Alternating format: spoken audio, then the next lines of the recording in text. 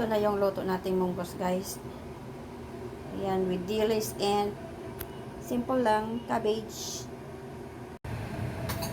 This is munggos, guys. Ayan. Sarap ng munggos. Cabbage.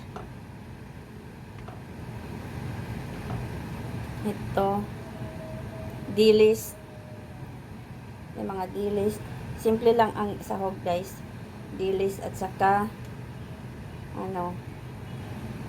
ahos. Himalayan salt. Yeah, cabbage ang gamit nito. So, simple lang siya, guys.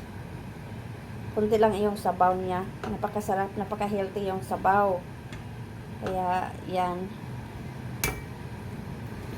Yan ang menu natin ngayon. Sabaw. Okay?